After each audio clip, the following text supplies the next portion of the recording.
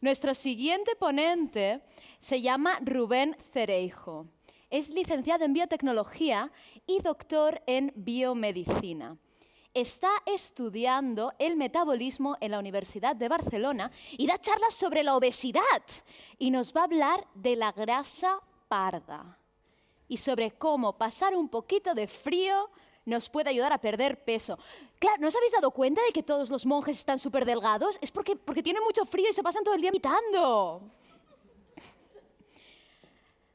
Y su científica favorita es un caso interesante, porque si os digo que me habléis de los descubridores del ADN, todo el mundo ¿en quién piensa? En Watson y Crick. ¿Y todo el mundo se olvida de quién? ¡De Rosalind Franklin! ¡Por Dios!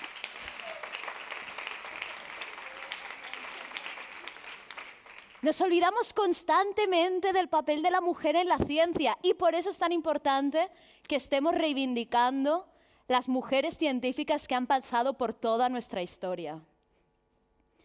Ahora vendrá Rubén para hablarnos sobre la grasa parda. ¿Dónde está Rubén? Que lo he perdido. Ahora vendrá Rubén para hablarnos sobre la grasa parda y sobre cómo podemos adelgazarnos gracias a esto. Y según él, el futuro es que se creen fármacos que contribuyan a hacer que la grasa parda funcione mejor y así podamos deshacernos por una vez de esta gran epidemia que es la obesidad. Así que un fuerte aplauso para Rubén Cereijo.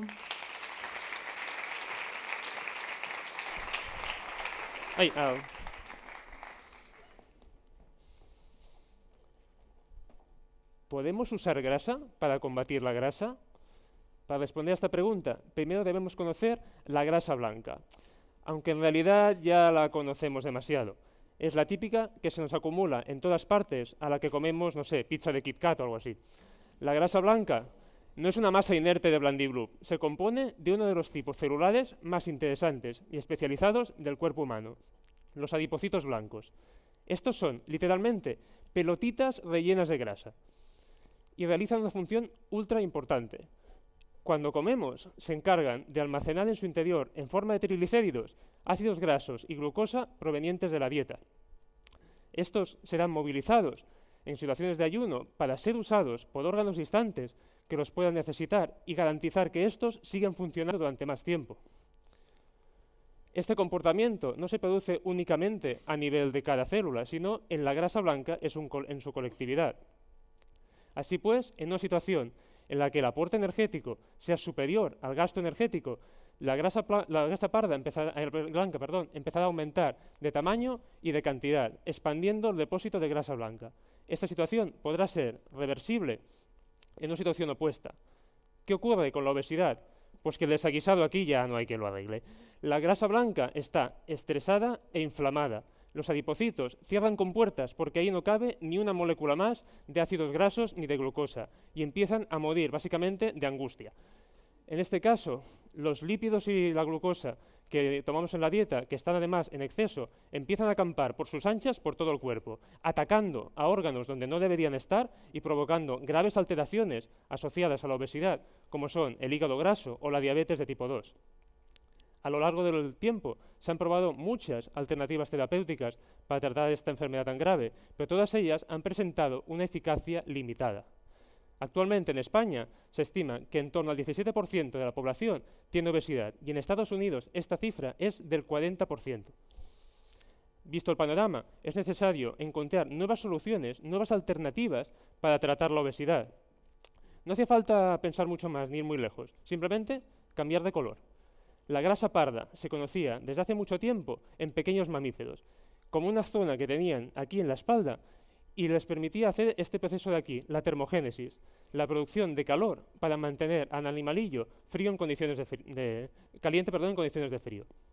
La grasa parda presenta un aspecto totalmente distinto al de la blanca y las células que lo componen, los adipocitos marrones, también. En este caso, presentan pequeñas pelotitas de lípidos en vez de una sola muy grande.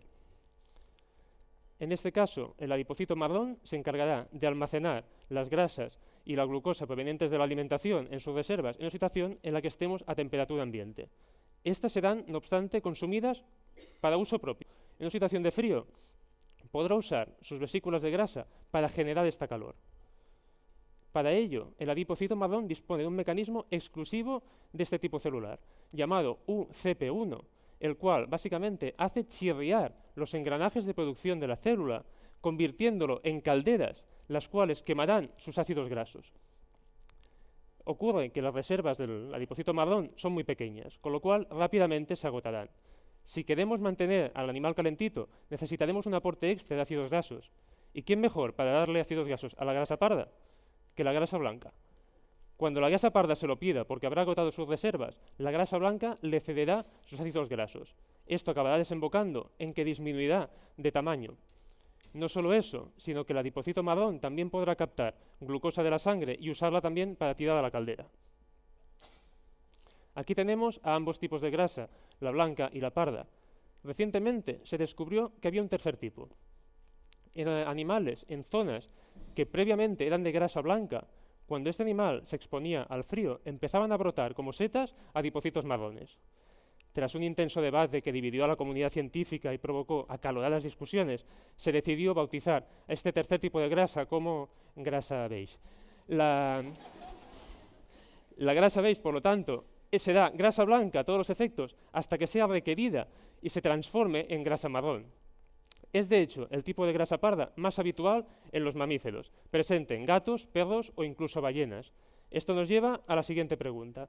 ¿Existe la grasa parda en nosotros los humanos? Para responderla tenemos que viajar atrás en el tiempo, al momento en que todos fuimos pequeños mamíferos. Los bebés disponen de un depósito de grasa parda en la zona de la espalda, precisamente como los ratoncitos. Su función es exactamente la misma, generar calor al niño en un momento en que sale del vientre materno calentito y pasa al mundo exterior más frío. Se creía por eso que esta grasa parda iba desapareciendo con los años hasta ser totalmente inexistente en adultos. Pero quizá no era del todo así. En 2009 se descubrió algo fascinante. Sobre esta época se había popularizado en oncología el uso de esta técnica llamada tomografía de emisión de positrones. La usan los oncólogos basándose en que los tumores pueden captar más glucosa que el resto de células y aparecen como manchas oscuras en esta técnica. Pero para los oncólogos aparecían de vez en cuando estos manchurrones negros, incluso en pacientes sanos que no tenían absolutamente nada, y lo único que hacían era entorpecer el diagnóstico. Pero varios grupos de científicos y médicos, muy espabilados ellos, dijeron que aquí podía estar pasando algo. Cuando analizaron un montón de estas imágenes, una tras otra, se fijaron en lo siguiente. Los que presentaban las manchas más intensas son pacientes que habían estado más tiempo en frío en la sala radiológica. Esto ya era sospechoso, pero cuando sacaron biopsias de aquí, de la zona de encima de las clavículas, a estos pacientes, a estos individuos, vieron que presentaban al microscopio este aspecto y que eran positivos para ese mecanismo llamado UCP1. Efectivamente, la grasa parda había sido redescubierta en humanos adultos, y además de la forma que más nos gusta a los científicos, de chiripa. Es más, si usamos una cámara termográfica para ver la temperatura, observamos lo siguiente. Aquí, el sujeto experimental se ha metido en una cámara frigorífica a 4 grados durante 5 minutos. Observamos que en esas zonas donde se veía grasa parda, manchurrones negros, aquí observamos que la temperatura se mantiene más tiempo más caliente. Ahí se está produciendo calor. Pero no es necesario que venga yo y me meta a la nevera para explicaros esto, sino que aquí mi compañero lo que está haciendo es, estando a temperatura ambiente, como aquí nosotros, pone la mano en un cuenco con agua fresquita, a 19 grados. Este simple hecho es suficiente para provocar este fogonazo de activación de la grasa parda. Por lo tanto, en humanos adultos existe grasa parda en zonas muy concretas, indicadas en este esquema en beige, la cual, precisamente por eso, porque es beige, activable a demanda. Esta es además funcional, no está ahí anecdóticamente, está captando glucosa y está generando calor. Pues esto nos lleva a la pregunta del millón. ¿Podemos usar esta grasa parda para combatir la obesidad y la diabetes? Vamos a ver. Se ha calculado que en promedio un ser humano adulto tiene entre 50 y 100 gramos, 100 gramos de grasa parda en el cuerpo. Esta cantidad es muy pequeñita, pero si consiguiéramos activarla de forma continua, sería capaz de quemar entre 150 y 300 kilocalorías al día, o lo que es lo mismo, entre 350 y 700 gramos de grasa blanca al mes, el equivalente a 2 sesiones de running de 10 kilómetros por semana sin mover ni un dedo. No solo eso, no solo estaremos disminuyendo la cantidad de grasa blanca. El adipocito marrón, cuando está on fire, se encarga de achicar de la sangre toda la glucosa y los ácidos grasos que puede. En los obesos, que estos estaban en gran concentración, empezarán a ser quitados y enviados a la caldera.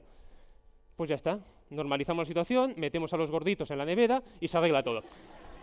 No va así la cosa. Se ha visto que la cantidad de grasa parda está afectada por muchísimos factores, como el sexo, la edad, el ambiente, pero el más crítico en el que nos ocupa, el índice de masa corporal. Cuanto más gordito es el paciente, menos grasa parda tendrá. En el caso de los individuos obesos, vemos que la situación ya es crítica. Aquí, la grasa parda se ha perdido casi por completo cuando lo comparamos con un individuo sano, pese a que los dos estaban en frío en este caso.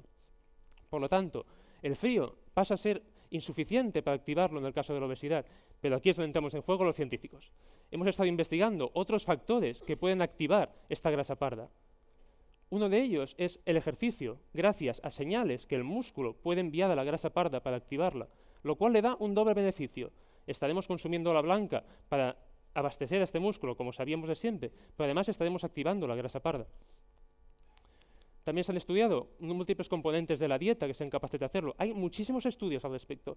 Los más prometedores tienen que ver con los famosos ácidos grasos omega 3, que están en frutos secos, en salmón, etcétera, con algunos componentes de algas, como las fucosantinas, o con los componentes que dan picor a la guindilla, como la capsaicina o los capsidoides. Pero aquí, el objetivo final de nosotros los científicos es encontrar un fármaco, una molécula que al meterla en una pastillita actúe como una flecha en llamas que sea disparada directa a la grasa parda y la incendiará para ayudarnos a combatir la obesidad. Así pues, la obesidad puede ser combatida con esta nueva aliada llamada grasa parda, aunque quizá no es tan nueva. Si nos fijamos en las zonas donde está, vemos que la grasa parda se concentra alrededor del corazón, siguiendo la médula espinal, o en la zona del cuello, abrazando las principales arterias que irrigan al cerebro. Durante todos estos milenios, la grasa parda no ha estado ahí simplemente para mantenernos delgaditos y esbeltos.